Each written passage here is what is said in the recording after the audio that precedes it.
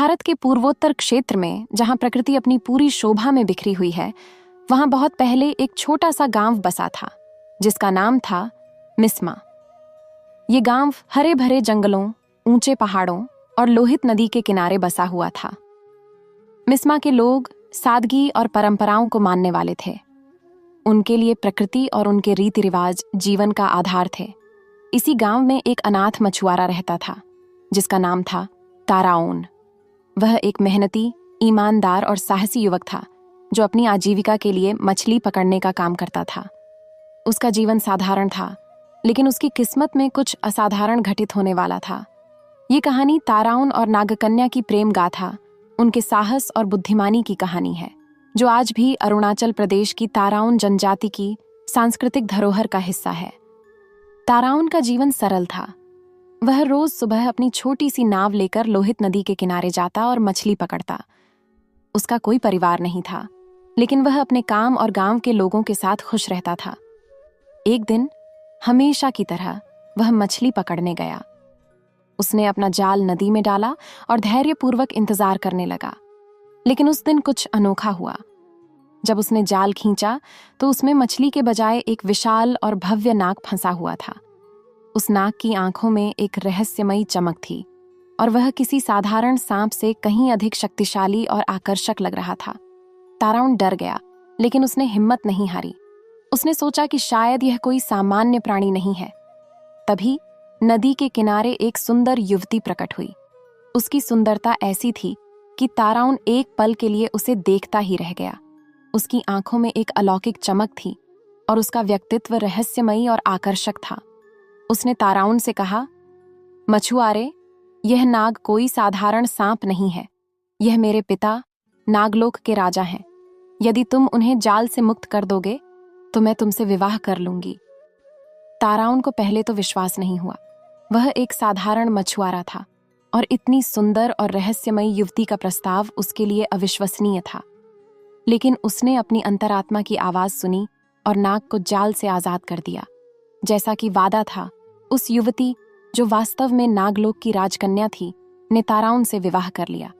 उनका विवाह एक अनोखा मिलन था जो प्रकृति और अलौकिक शक्तियों के बीच हुआ। ताराओन और नागकन्या एक दूसरे के प्रति पूरी तरह समर्पित थे। उनके बीच का प्रेम सच्चा और गहरा था। लेकिन यह प्रेम कहानी मिस्मा गांव के लोगों को स्वीकार नहीं थी। मिस्मा गांव के लोग परंपराओं को बहुत महत्व देते थे। उनके लिए एक इंसान और नागकन्या का विवाह अस्वीकार्य था। यह उनके रीति रिवाजों और विश्वासों के खिलाफ था। गांव वालों ने इस विवाह की खबर राजा तक पहुंचा दी। मिस्मा का राजा एक कठोर और परंपरावादी शासक था, जिसके लिए गांव की प्रथाएं और नियम सर्वोपरि थे। उसने ताराओन को अपने दरबार में बुलाया और कड़क स्वर में कहा, ताराओन, तुमने हमारी परंपराओं का अपमान किया है। एक इंसान का नागकन्या से विवाह हमारे समाज में स्वीकार्य नहीं है। तुम्हें इसके लिए दंड भुगतना होगा। राजा ने ताराओन को एक कठिन चुनौती दी। उसने कहा, कल सुबह मेरे मुर्गे और तुम्हारे मुर्गे के बीच लड़ाई होगी। जो हारेगा उसे गांव छोड़कर जाना होगा। ताराओन डर गया। वह एक साधारण मछुआरा था और उसके पास कोई खास मुर्गा नहीं था जो राजा के प्रशिक्षित और बलशाली मुर्गे से टक्कर ले सके। वह उदास मन से घर लौटा और सारी बात अपनी पत्नी नागकन्या को बताई। नागकन्या ने ताराओन का हौसला बढ़ाया। उसने मुस्कुराते हुए कहा, इसमें डरने की क्या बात है। मैं नागलोक से एक ऐसा मुर्गा लाऊंगी जो राजा के मुर्गे को हरा देगा। यह कहकर वह तुरंत नागलोक चली गई। नागलोक एक रहस्यमयी और जादुई जगह थी, जहां नागों की अपनी एक अलग दुनिया थी। वहां से वह एक शक्तिशाली और तेजस्वी मुर्गा लेकर लौटी, जो देखने में ही अजेय लगता था। उस मुर्गे की आंखों में आत्मविश्वास और ताकत थी।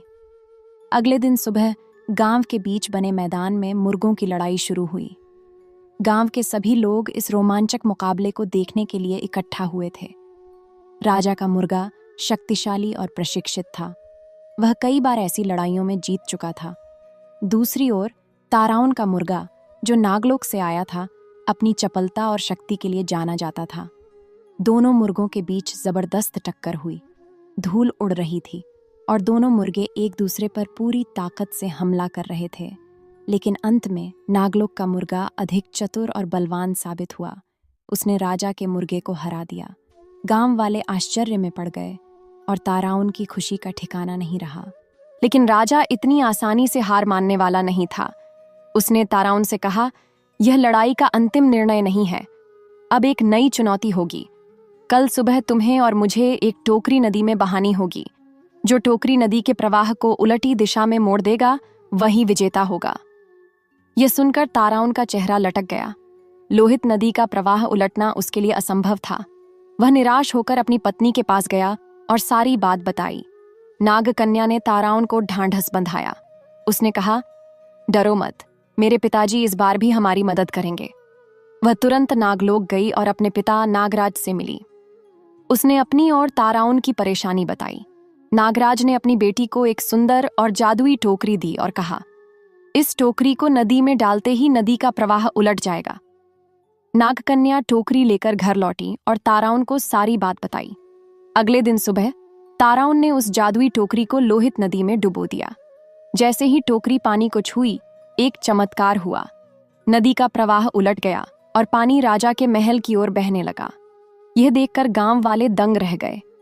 ताराउन ने खुशी से झूमते हुए राजा से कहा, राजन, मैंने आपकी चुनौती जीत ली है। अब शर्त के अनुसार आपको गांव छोड़ना होगा। लेकिन राजा हार मानने को तैयार नहीं था। उसने ताराउन को एक और चुनौती दी। यह निर्णय भी अंतिम नहीं है, अब हमें युद्ध करना होगा। इस युद्ध का विजेता ही गांव का असली हकदार होगा।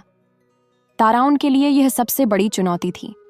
राजा के पास एक विशाल और प्रशिक्षित सेना थी, जिसमें सैकड़ों सैनिक और शक्तिशाली हथियार थे। दूसरी ओर ताराउन एक अकेला मछुआरा था, जिसके पास कोई सेना नहीं थी। वह घबराते हुए अपनी पत्नी के पास पहुंचा और सारी बात बताई। नागकन्या ने फिर से हिम्मत दिखाई। वह बोली, तुम चिंता मत करो, मैं नागलोक से ऐसी शक्ति लाऊंगी जो राजा की सेना को भी हरा देगी। वह नागलोक गई और अपने पिता से एक जादुई सोने का ढोल और उसे बजाने की छड़ी मांगी। नागराज ने उसे यह शक्तिशाली ढोल दे दिया, जिसकी ध्वनि में जादू था। यह ढोल इतना शक्तिशाली था कि इसकी आवाज सुनकर कोई भी अपने होश खो बैठता था। अगली सुबह राजा अपनी विशाल सेना के साथ युद्ध के मैदान में उतरा। सैनिकों के हथियार चमक रहे थे और युद्ध के ढोल बज रहे थे। ताराउन और नागकन्या भी तैयार थे। जैसे ही युद्ध शुरू हुआ, नागकन्या ने सोने का ढोल बजाना शुरू किया।